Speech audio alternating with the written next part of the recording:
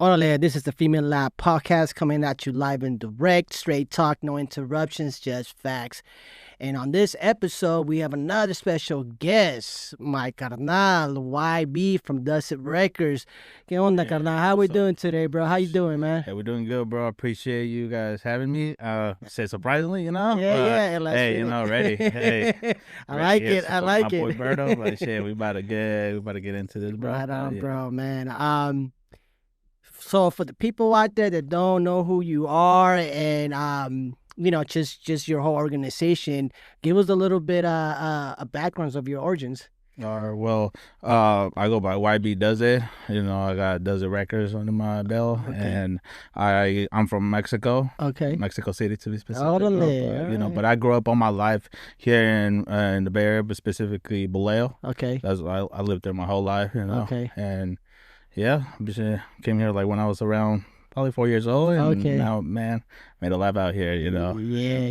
Gotta get it going. But I have a record label called Duz It Records, so I appreciate that. That and get a little more into that, but yeah. Right on. Started. And you're also an artist, right? Musically.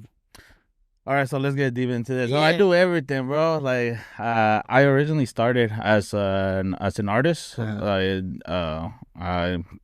like in 2000, probably around 2010, 2011. So I've been doing this for a minute, but that's when I started. It wasn't serious or nothing like that, I started with my boy in middle school. Salvadorian dude, he's called by Cali Boy. I met him. I listened to a couple songs when we were in high school and stuff, and I didn't think he was really doing the music, because there was a lot of autotune. It didn't sound like him at all, and I was like, "This ain't you," And then he eventually took me to a studio called MIH downtown Vallejo. It used to be there, now it ain't no more. Okay. But yeah, and then we started doing a little thing, and then eventually we started doing it at home. But when it got really serious, we would pull it to the studio because he was doing it kind of serious. Okay. But me, I was just kind of experimenting with myself and seeing how. I'm like, this is cool, I kind of want to do it too, So what made you get an interest in wanting to be an MC? What got me interested was like hearing his stuff. I heard it and I was like, this is dope, You actually doing this, and then I was like, the opportunity popped up, and I'm like, I feel like I could do this. I don't know what it was, but I just felt like I could do this too, And then I'm like, man, And then from there, we locked in. He was like my best friend growing up, and we did a lot of things together, a lot of projects, and then, that brings me up around that same time. Now a boy that I'm writing with right now, still he's on the label Duz It Records too. Okay. The name LB. Shout out the name LB. Okay. He produces like everything for us right now. Like a lot of my beats and stuff, and everything. All the artists that are under me as well and working with. He produces all the beats for us. And I met him actually in around 2010, 2011, kind of around the same time that me and him we both started doing music, but I didn't meet him personally. It was like MySpace, I believe, at that time. Damn, MySpace, you going way I think back. So. Yeah. I think MySpace around this, or the end of MySpace or something like that. I mean, still around. Yeah. So I met him through online, and I never actually met him in person. We were just working through projects online, sending them and back and forth. And I recently got locked in back with him, like around, I want to say, maybe a little over 2 years, probably 3 years ago now. Okay. Got connected, and then we just started working, and it just started popping off from there, And at that time, I was like already trying to, man. Well, I'm kind of jumping. No, you're good. No, you're good. No, you're doing good. So I met him, Yeah. And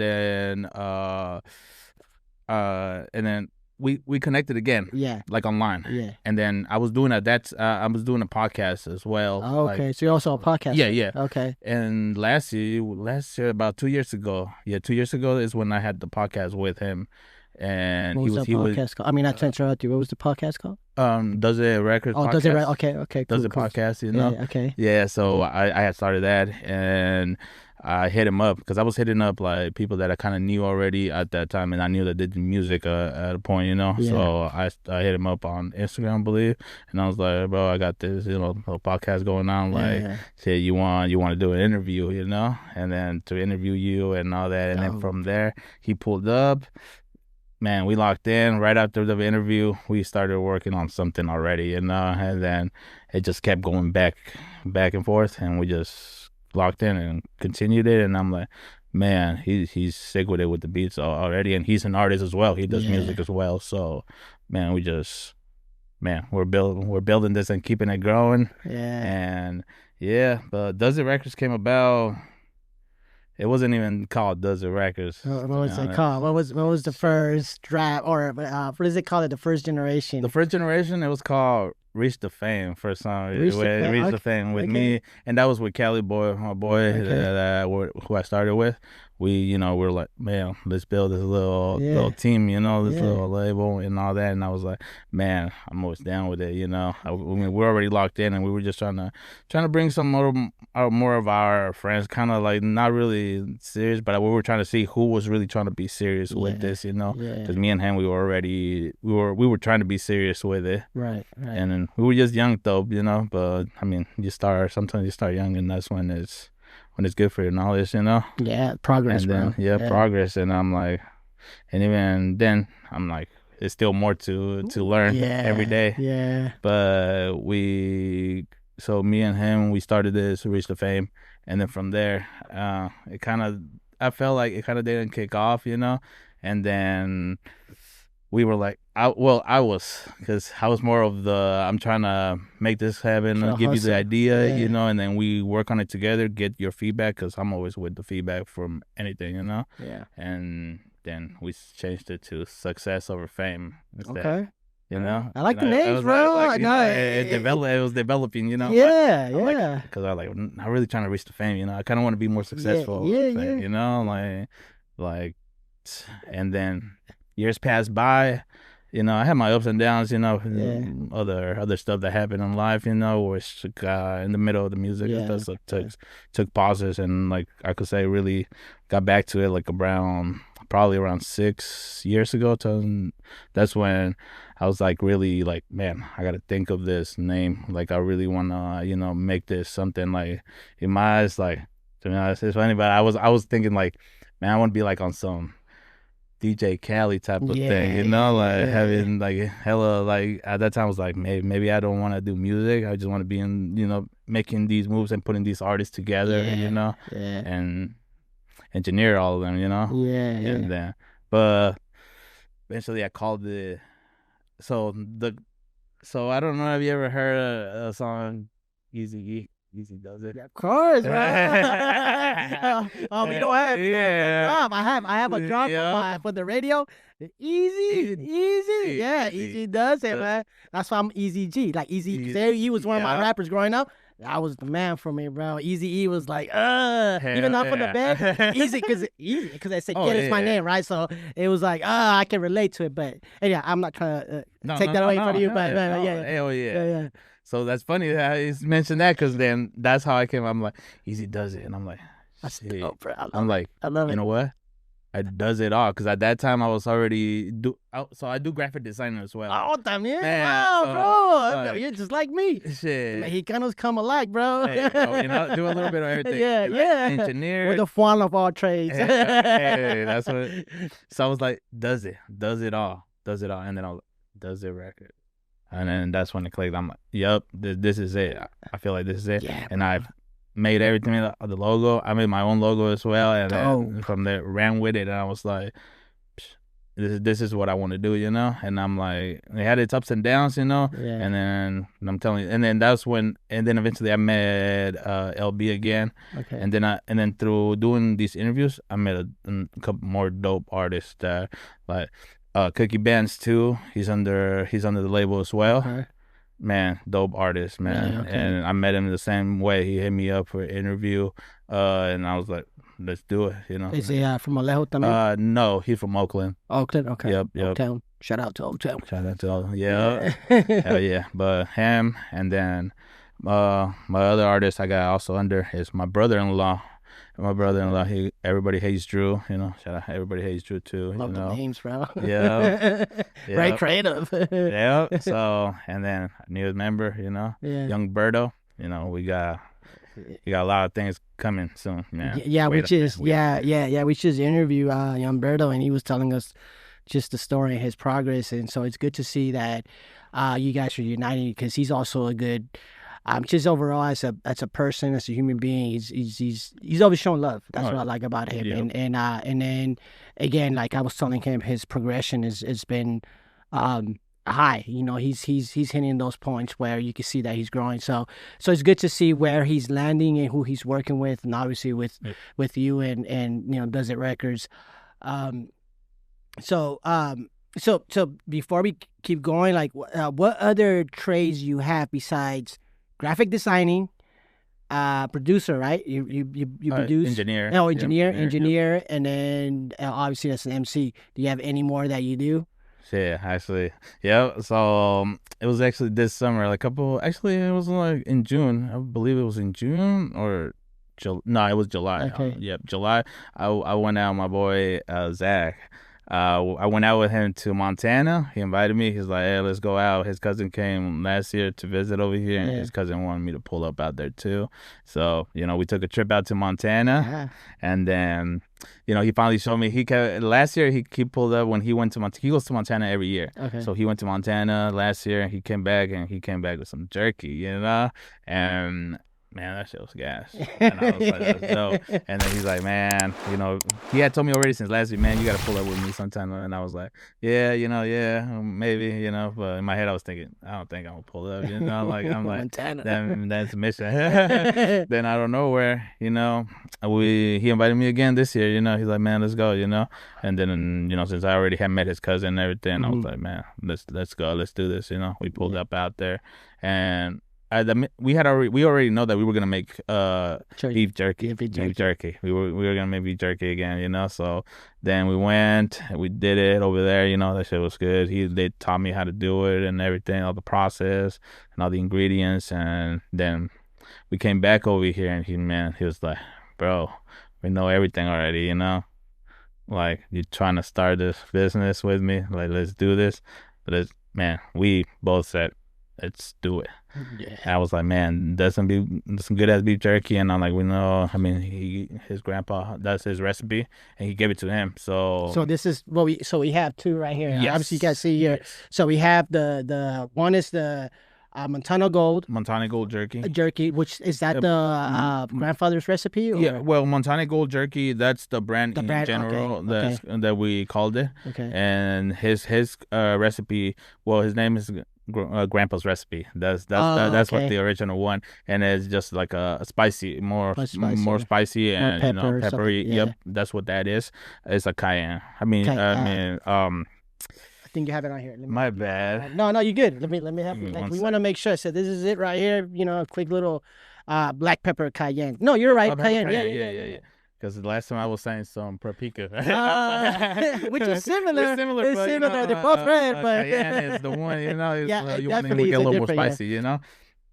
So that's the original. This is the original Grandpa's recipe. Okay. And then I was like, man, there were some people were asking for a sweet, kind of like, you guys got some sweet, and I was like, man, I kind of want some barbecue too, Yeah. I want some barbecue, so I was like, what, hey, let me remix this and let me make my own as well, not because the original one, man, that's gas, but I was like, let me try to make one too, like a little remix it, and then the barbecue sweet and spicy came out, and then that one's been hitting as well, but I like both of them, to be honest, but I do like mine a little more spicy. Yeah.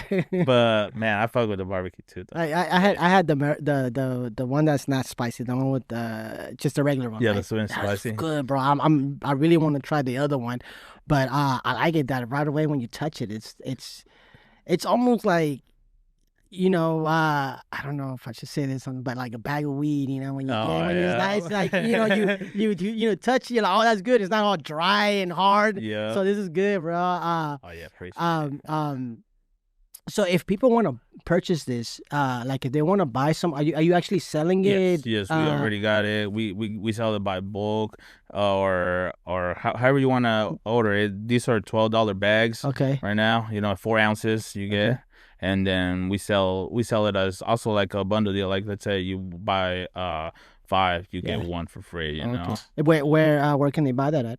They could hit us up on Instagram on Montana Gold Jerky. Okay. And they could hit us up for that. And we're all over the Bay Area. We're based in Vallejo, but we're everywhere. Yeah. So you heard it here. Make sure you support my brother over here and go get some beef jerky. You will not be disappointed. Again, that is Montana's Gold. Gold Jerky. Gold Jerky. So go ahead and check them out, man. I'm telling you, it's good. So, what's funny? Well, it's not funny, but this is an interesting fact. I don't know if you know. But actual barbecue and beef jerky came from Mexico. It was something that the vaqueros used to do back in the day, back in the 1800s, 1700s, or 1800s. And then in Texas is when it became popular and it became the barbecue. But before it was barbacoa, right? That's your original barbecue. So it's good to see that you're taking an interest in being Mexicano, being from, the capital of Mexico, right? And you're like, even though there's a lot of beef jerkies out there, you're still, in a sense, it's like a natural, organic thing to do, right? Like you obviously like it, and you have someone that knows the recipe, knows how to do it, and you took advantage of that. Right. So that's very entrepreneur. You're really thinking in the sense that I'm not just going to stick into music or just doing a record label, but I'm also going to expand in other areas that secure my legacy, because that's what you're doing. This is how billionaires are born. I'm not a billionaire yet, but we're in the process of doing that, with my brother Mike Angelo here, and but that's how you start. You start with different outlets, with different sources, and so when you do that, it speaks a lot. When you see beef jerky, to me, the minute you presented that, it's like, okay, and then when it comes to your music, when it comes to your record label, it speaks loud, because it's almost like when I pick my music, when I listen to my music, I go off basis the record, the album cover. Yeah. If the album cover is artistic and it's really articulated in a certain way, then I'm assuming that the music is going to be great, because it put some thought process into it, right? It's not just slapping something on there because that's what it is. That's it. Yep. So this is the same format. You're presenting something that is, first of all, we're not even expecting it, right? And when you present it, it's like, wow, it just really makes your brand stand out than everyone else, because you're doing things.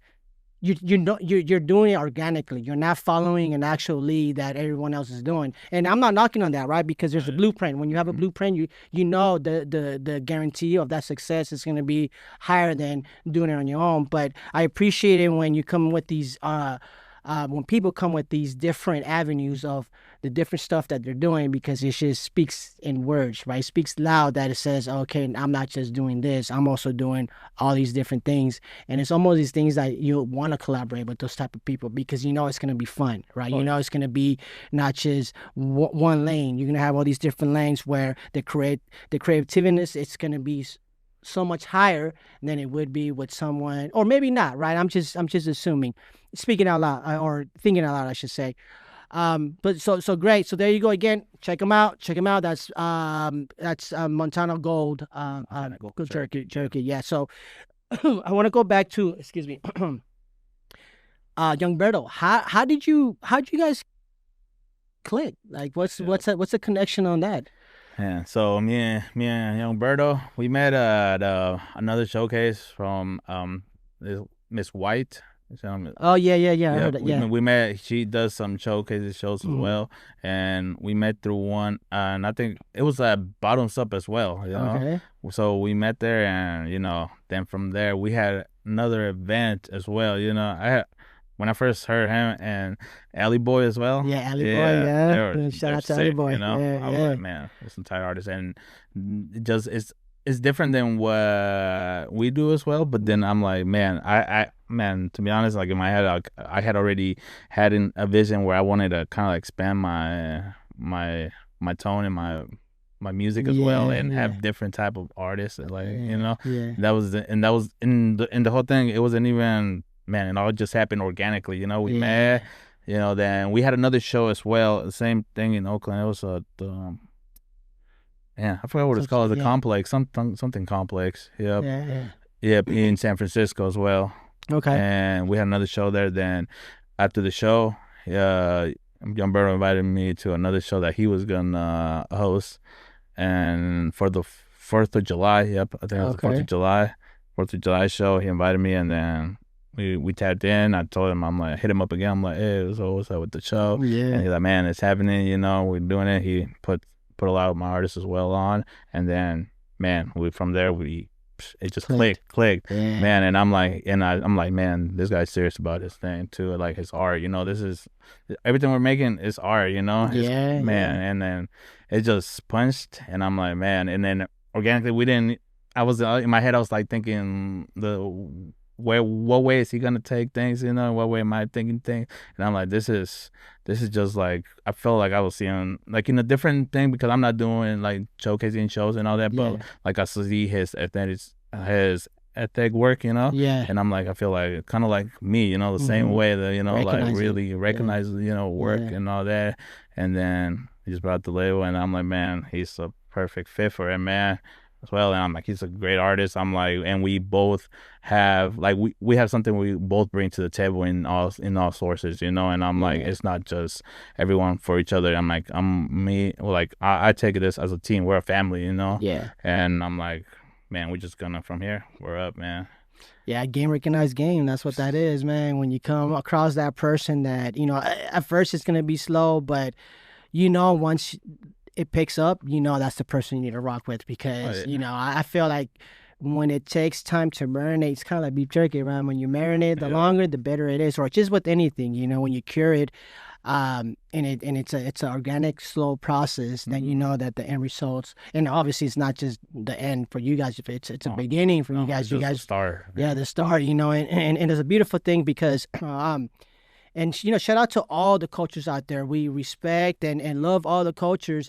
But right now, we are kind of under siege with everything that's happening. And I think the positiveness of just the political, I'm not political in a sense, but I'm not blind to what's going on right now. And I feel like these are the moments that brings us Latinos together even more.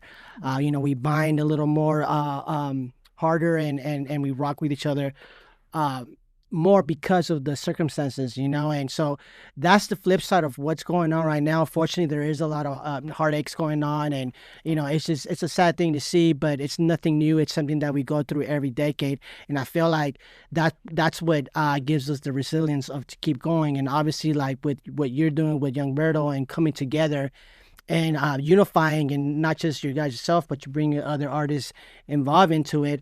It just makes us more powerful here in the Bay Area, here in the northern part of California. Shout out to the South, Southern California, and they're doing their thing. They got it, they're holding it down. But we also have it up here where we have a vibe, and eventually we want the whole California to be rocking with every culture, not just Latinos, because in the end, I say a Latino is not a group of people. A Latino is a way of living, something like a Mexicano, Salvadoreño. Anyone can do that. Those are just labels. Those are just things that have been put on us. In the end, when it comes to our gente, and even outside of our gente, it's nothing but love. And we have so much to offer, because we have been contributing to the world in so many different ways, from just Latin America to even North, right? We've contributed so much that we're still doing it. And this is our era. This is where we're pioneering, because it's not, this type of stuff is not happening here in the northern part of California. So it's good to hear that that's where you're seeking. That's where you're pointing your attention at, like finding someone like Humberto, instead of going and getting the same stuff that's mainstream right now. That's like, it's cool. I'm not knocking it, but like you said, you want something different. You want, when you're listening to something, you want for it to resonate in a way that it's not saturated. So I appreciate that, bro. And so your story and just everything that you've been mentioning and conveying, bro, it's very inspiring. So any last words that you have? Oh, actually, before we get to that, what is your social media handles for the people out there that want to follow you? And my social media is on Instagram for my personal artist page, and is This Is Young B, THISIZYOUNGB, and that's at on Instagram. And you can also find my record label. Our record label, Duz It Records, at Instagram and YouTube. Duz It Records, DUZIT Records. Okay. And you can find us, man, everywhere. Shout out, man, Young Berto. Shout out Young Berto. Shout out at the name's LB. Shout out Everybody Hates Drew, Cookie Bands. I love the names, man. Man, everybody, man. We united, man. Yeah. And it's not just one race. We're all different. Yeah, That's the point, man. And more things to come, man. Any last words? Any plugins you want? Any kind of events you got coming down, or any projects or anything that you want to shout out before we head out? Well, I got an event I'm co-hosting with Ms. White in September 26th at the African Culture Complex here in San Francisco. Okay. So that's gonna go down where all of us, Duz It Records, gonna be there. When is that? What's the date? September 26th. September 26th. You're here. September 26th. Oh, and then actually we got a big one also next month. We're October 4th. We're opening up for Mike Sherm as well. Oh, okay. Yep, so where's that at? That one's here in the city as well. I forgot what the venue is, so. It's all right. Go ahead and follow him. Follow us, and you're gonna find out. Nowadays IG is like the invitation for everything. So, and I'm gonna post this stuff on the YouTube. So make sure you subscribe to the YouTube because we'll have all the handles there. And if you guys are interested, and if not, messages us, and we could give you some more information. We could tap you with YB, right? YB. Yeah. So thank you again, bro, for again jumping on the mic last minute. Sometimes it's like that, but it just shows. Like that, but we gotta be ready. Yeah, it shows the hustle in you. You're like, hey, I'm gonna do it. So I appreciate you guys for inviting me and letting me hop on after. Right, of course, we got many things coming on the pipeline. So stick around. So again, I'm gonna bug you guys until I see my subscription or my what is it, subscription or subscriber list starts to go up, and then I'll stop. I'm gonna be annoying about it.